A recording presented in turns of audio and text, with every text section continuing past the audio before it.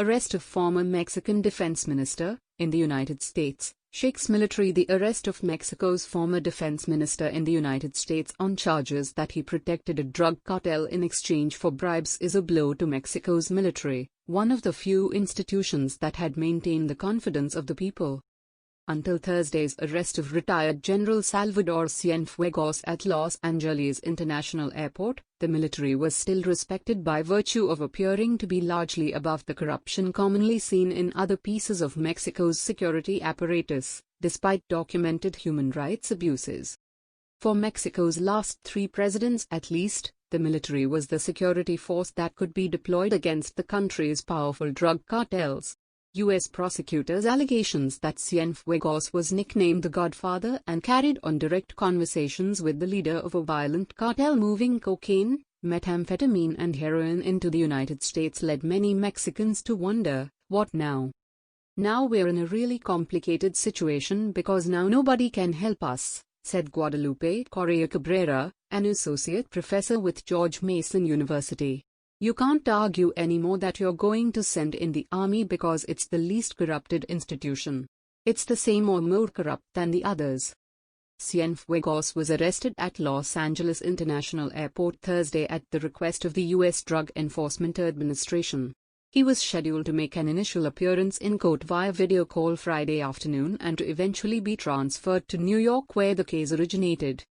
Mexican President Andrés Manuel López Obrador said Friday that his ambassador to the United States Martha Bárcena told him 2 weeks ago that there was an investigation underway there involving Cienfuegos, who had been Mexico's top military official during the presidency of Enrique Peña Nieto from 2012 to 2018. López Obrador said Cienfuegos' arrest was regrettable. This is an unmistakable example of the decomposition of the government, of how civil service was degrading the government service during the neoliberal period, López Obrador said. He said there was no drug-related investigation of Cienfuegos in Mexico.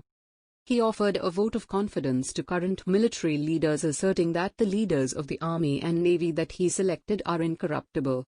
But the allegations against Cienfuegos are sure to spur doubt that anyone is. According to documents filed by U.S. prosecutors, Cienfuegos helped a drug trafficking organization dubbed the H2 cartel, by ensuring military operations weren't conducted against them, acting against their rivals, introducing cartel leaders to other corrupt officials and warning the cartel about U.S. investigations. In one case, his warning about U.S. use of confidential informants led to the murder of a cartel member leaders believed incorrectly was helping U.S. authorities. Mexico's defense secretary is not just another cabinet post. It's equivalent to being king of an independent fiefdom. In Mexico there is an ironclad agreement that the army doesn't interfere in politics, and politicians, the president included, don't interfere with the army's internal affairs. The president doesn't just choose a defense secretary, he chooses from a list of acceptable candidates that the generals submit. López Obrador said Friday that the current leaders of the Army and Navy were not names Cienfuegos had recommended. The power that Cienfuegos wielded led military analyst Juan Ibarrola, who often expresses the Army point of view, to express disbelief in an interview with W Radio Friday. A Secretary General can't be a criminal, can't participate in the sale or distribution of drugs, or anything like that. It isn't necessary, they don't need it, Ibarrola said. Until proven otherwise, he said Cienfuegos had an impeccable military career. Mexico's reliance on its military has only grown under López Obrador. He has entrusted it with not only leading the government's ongoing fight with drug cartels, but also with stopping rampant fuel pipeline theft, building major infrastructure projects and being the backbone of the new, ostensibly civilian, National Guard. It's a time when the president has put an enormous amount of trust and responsibility in the hands of the armed forces under the argument that they are more trustworthy and that it is the cleaner institution, and yet what this case shows is corruption can go to any level, said Maureen Meyer, Vice President for Programs and Director for Mexico and Migrant Rights at the Washington Office on Latin America. While López Obrador talks daily, including Friday, about corruption being at the root of all of Mexico's problems, the biggest catches of his term have so far come across the border in the United States. Cienfuegos, 72, is the second former Mexican cabinet official arrested in the U.S. on drug charges in the past year. Genaro Garcia Luna was arrested last year in Texas on drug trafficking charges. U.S. prosecutors allege he took tens of millions of dollars in bribes to protect Joaquin El Chapo Guzman's Sinaloa cartel. He had served as Mexico's Secretary of Public Security from 2006 to 2012 under then-President Felipe Calderón. He pleaded not guilty earlier this month to drug trafficking charges in a federal court in New York.